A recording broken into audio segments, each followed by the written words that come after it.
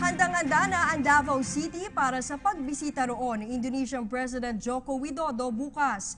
Ito'y para sa formal na pagbubukas ng roll-on roll-off Mindanao to Indonesia route na inaasahang makakatulong upang mas mapalakas pa ang trade relations ng Pilipinas at Indonesia. Si Pauline Recuesto sa detalye.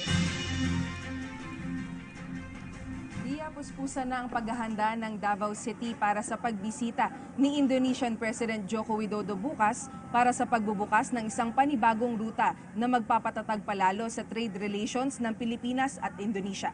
Narito ang ulat. Sa paligid ng Sasa Wharf kung saan formal na ilulunsad ang Davao Gensan Bitong Indonesia ASEAN Roro route bukas, nagkalat na ang mga watawat ng Indonesia at Pilipinas. Tanda ng mainit na pagtanggap ng mga Davaoenyo kay Indonesian President Joko Widodo. Nasa mahigit 2,000 tauhan ang ipapakalat sa buong lungsod para sa seguridad, peace and order at emergency response. Naka-red alert status na ang Office of Civil Defense Region 11, lalo pat nakaranas ang Davao Region ng pagyanig kaninang madaling araw. Yesterday, hindi pa naman, we are in blue alert because may visitor nga tayo. This morning, after the earthquake, nagpasa kaagad yung national, no? Yung DRRMC na mag-red alert kami baka may mangyayaring tsunami, no? At saka landslide doon sa landslide prone areas. Namin nilip yung red alert status, wala pang direktiba sa amin. So tuloy-tuloy po kami. Lalo na as of now, wala pa tayong na-report na aftershocks.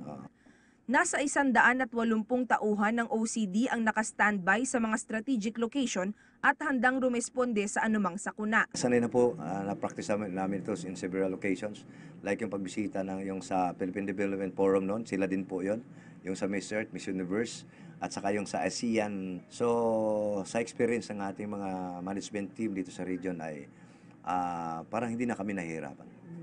Samantala, nag-inspeksyon ang mga otoridad sa paligid ng Sasa Wharf para tiyakin ang kaligtasan ng mga dadalo sa pagtitipon. Ria, ayon sa OCD Region 11, patuloy na nakataas itong red alert status hanggang hindi pa sila nakakatanggap ng notice na maaari na itong i-lift. Lalo pat patuloy yung mga malalaking aktibidad dito sa lungsod ng Davao. Ria? Maraming salamat, Pauline Recuesto.